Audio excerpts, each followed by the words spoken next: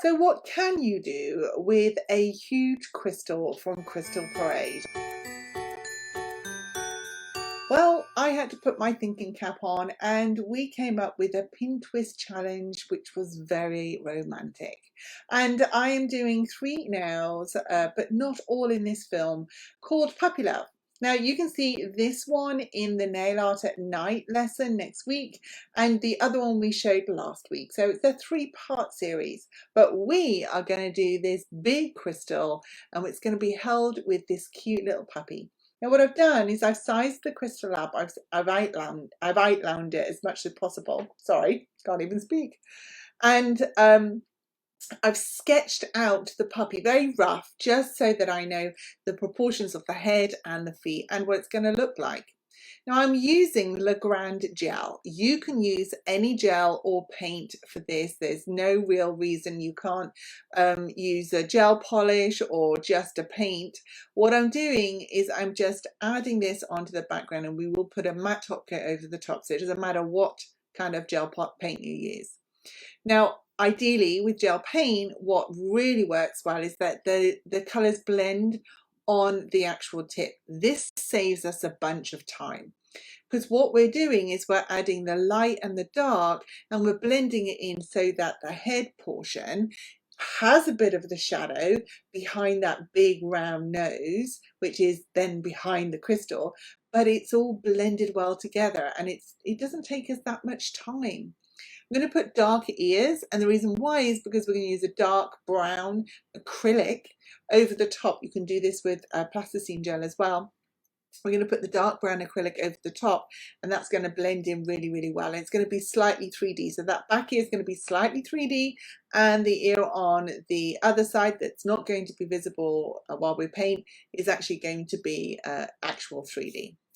We're just blending in the little legs. Now one of the legs is going to be lighter because it's in front of the one behind. So we need to make sure that there is a line, darker brown, and this line is going to create the shadow of the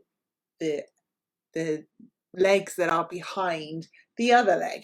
I can't speak, I do apologize. And then obviously the foot is going to be lighter because it's in front, so it's going to have the highlight. So we're just going to keep blending. We're going to make sure that we've got the shapes right, the shadows are in the right place, and then we're going to cure it. So now we're going to put in the features, and we're going to use a gel paint for this. We're actually going to use a gel paint and a regular paint. The gel paint is going to be for the nose. That's going to be a little bit raised, and you can put and do this with a regular paint as well. There's absolutely no need for you using gel. And to be honest with you, I'm only doing this for the nose part. I will probably come back and use the gel on the nose at the very end because it's got that slight glossiness to it. We're going to do the actual features and the fine lines with acrylic paint because you can get a finer line with this. You can see how the brush tip is just on the surface of the nail. I'm not laying the brush down, so it's at a 95-degree angle, and this gives me the really, really fine lines that I'm looking for. I find that I get a better fine line with acrylic paint than I do with gel paint, which is why I do it. You might need to go over a couple of times, or if you're worried about ruining the gel, or it's too shiny, or the inhibition layer's on there and paint's not working for you, wipe off the inhibition layer or put a top coat over the top. So this is dry. I'm now going to put the crystal on. Before that happens, we do need to protect this surface. You could protect the surface after you've applied the crystal, but obviously it's a lot more complicated. Now lay the crystal down. What you want to do is you want to use a gel. I'm using a builder gel right here. There are plenty of crystal gels that you can apply. If you don't have any gel at all, you could use acrylic and just put this inside the acrylic, but I'd want it to be not as heavy as possible. I've used a UV light or LED light to cure that on, and that stone is pretty much secure, but it wouldn't actually stay and be tested by the rigors of housework or washing up or anything like that. So what we are going to do is we're going to apply acrylic. Now this really is a little bit like a 3D on steroids. It's probably too big a crystal to actually have on a real finger, But you can have smaller crystals and do the same process with the acrylic. We're going to do that on the lesson on Thursday night. Next Thursday night, you could actually use your acrylic just to hold that crystal in place. Now I've used a white acrylic powder. This is a competition white series. That is from Easy Flow, and that just means that the powder cures that little bit quicker. It gives me a longer molding time, and that molding time is what I'm looking for when I'm trying to make the dents in the acrylic.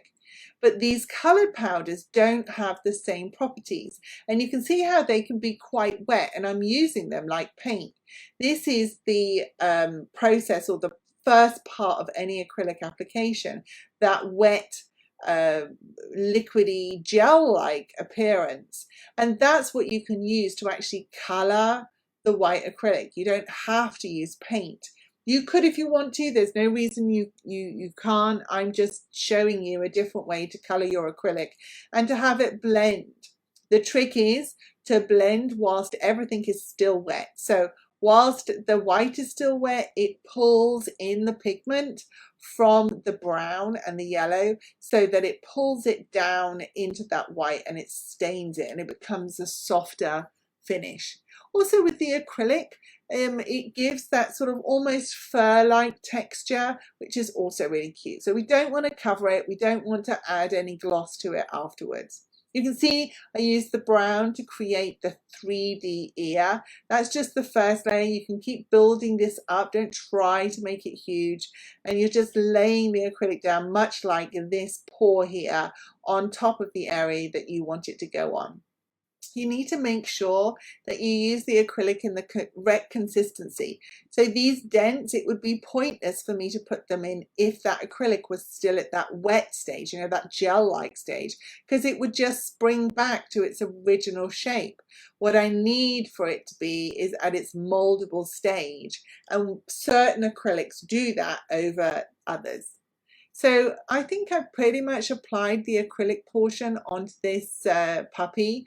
As I said before, we're going to do sort of a slight 3D-ness on this back here. Don't want to do it too much because obviously it's behind the face. And we're just going to let that set. And we're done. It was literally that quick.